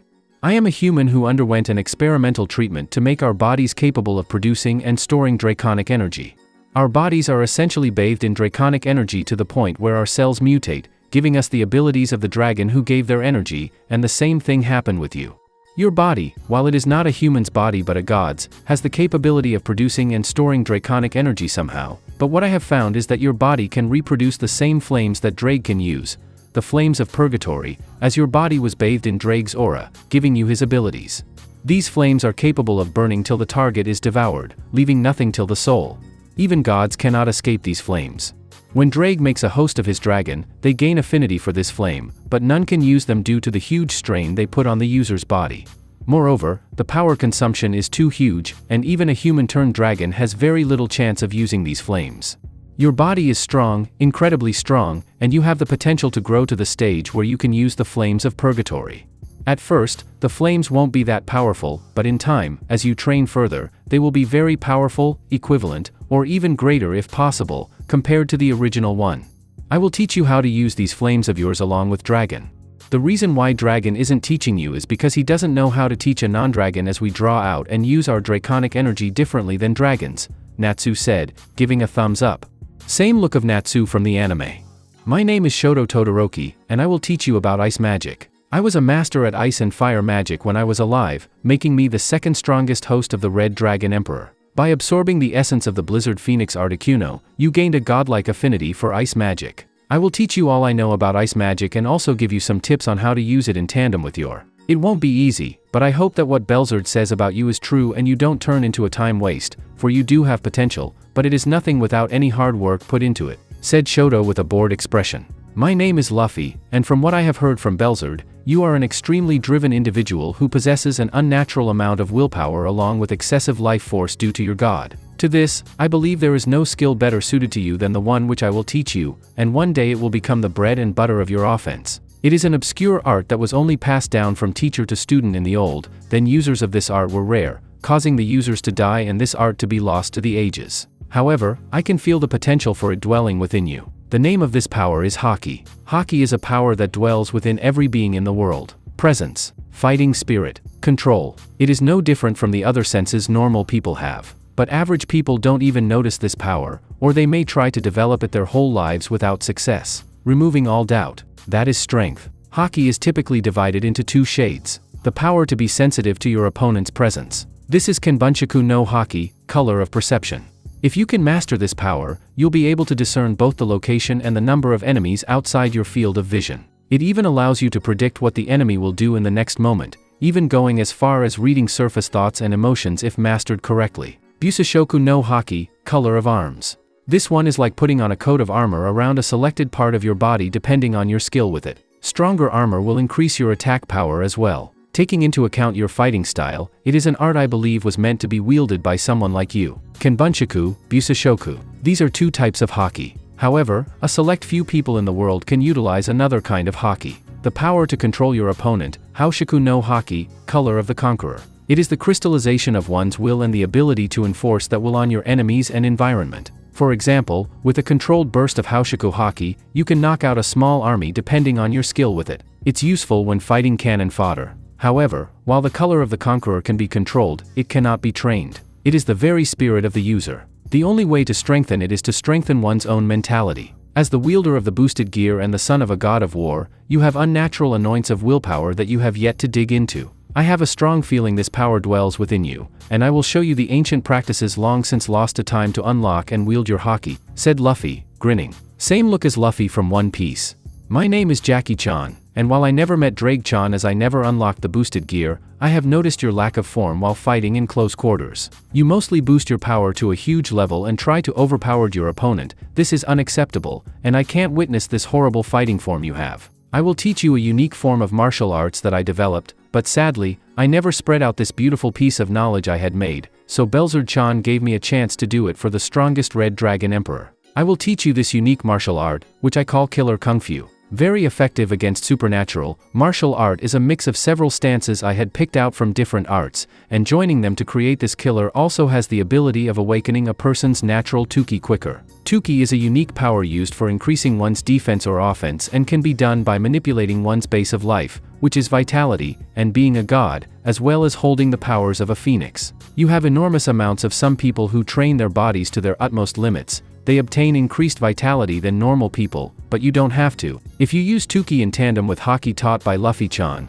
you will become a literal tank and can survive against deadly blows and repel magical attacks by literally punching. You can also use this Tuki to condense them into bullets, and you can infuse your divine thunder into it as a way to sense thunder without that exquisite weapon Stormbreaker you have. With this art, even without the boosted gear, you can beat an ultimate class being with minimal difficulty, Jackie-chan said, making some stances and showing his killer kung fu moves until Belzerd glared at him. My name is Ninja Hattori, and I will be teaching you my ninjutsu and senjutsu. You have a huge amount of power inside your body, which can be detected by almost anyone. If you don't hide that insane power you have, you will become a problem magnet.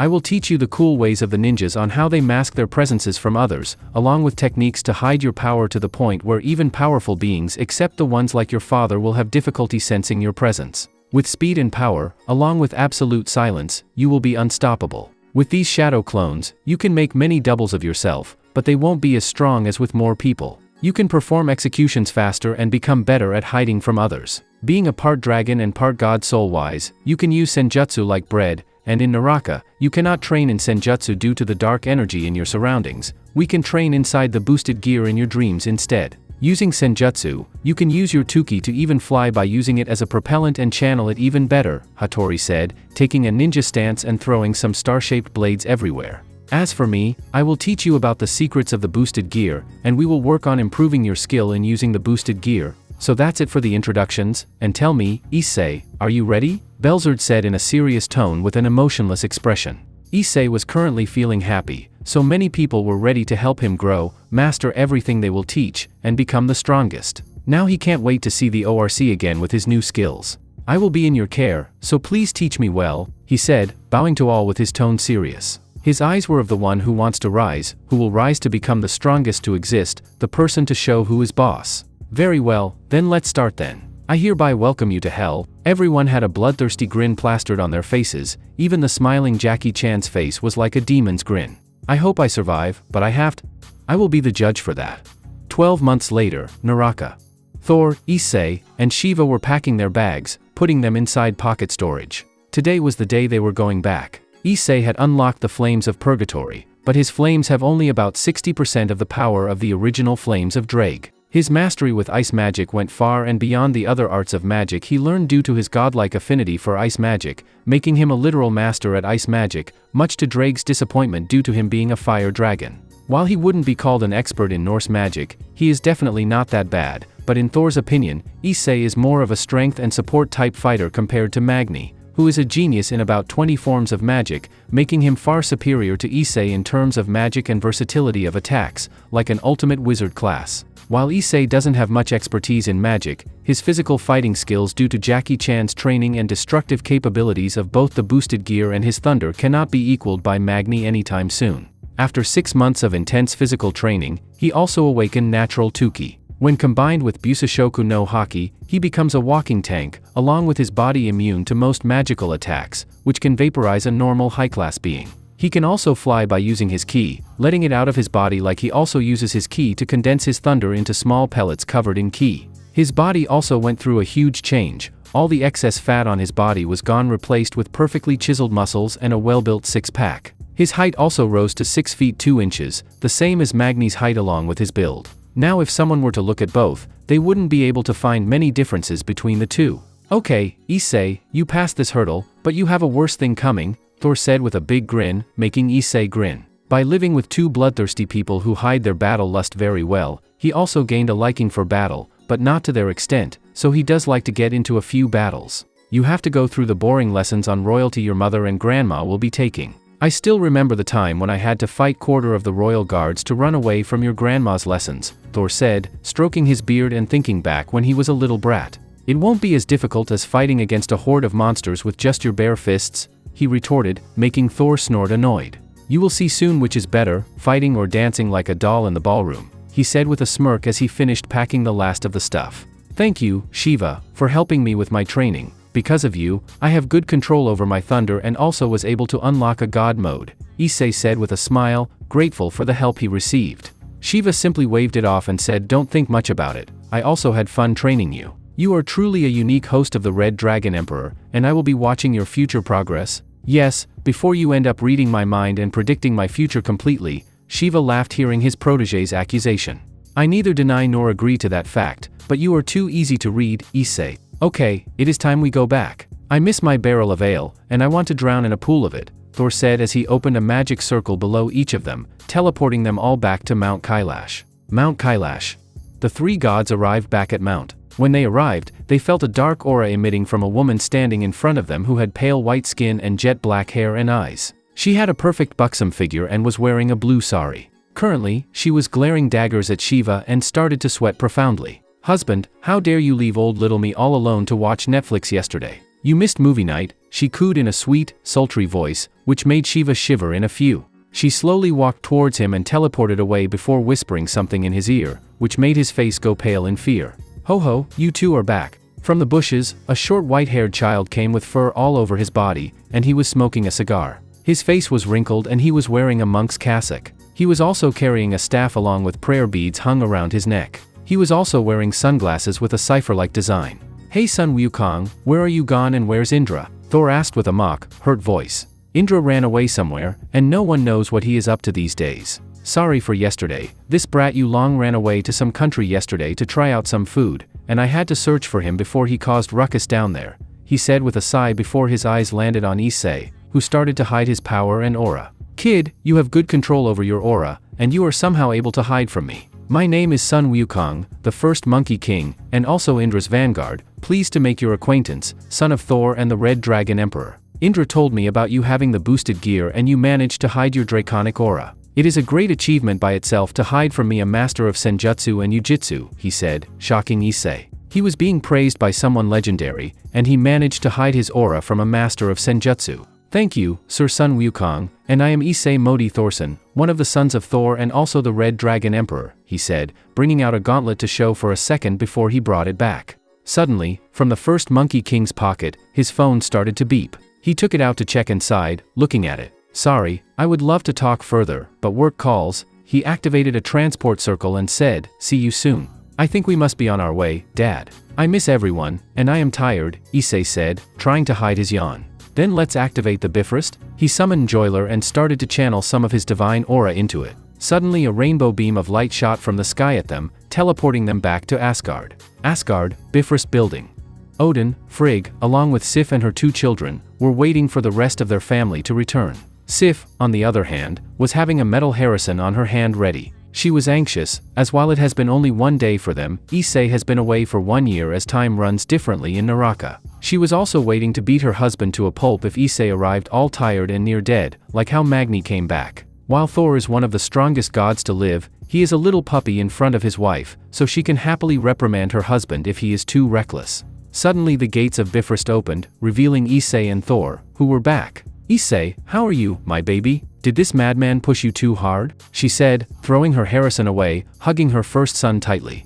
As she hugged, she felt ISSEI's body start to head and bend down as if he lost consciousness. She slowly released ISSEI from the hug and saw that he had fainted. His face was completely red, and in the background, Thor was laughing hard. You did it, not me, Thor said, snickering at his wife, who simply huffed in response. Lady Sif, Thor did push ISSEI too hard to the point where he nearly died every single day. Thankfully he has Phoenix healing, or else he would have died on day 1, Drake said, bringing out the boosted gear and signing Thor's death certificate. Suddenly the surroundings started to shake as Sif started to release her aura and kill intent at her husband, who was sweating bullets. So, my dear husband, what do you have to say for this? She said, passing ISSEI to Magni and Thrud, cracking her knuckles and walking towards her husband. Thor started to shiver in fear, and he silently cursed the red dragon, who materialized popcorn inside the boosted gear, getting ready to watch the show. That night the whole of the 136th floor was soundproofed and put in lockdown for the greater good. That's it, guys. Hopefully you guys enjoyed it. With that, take care.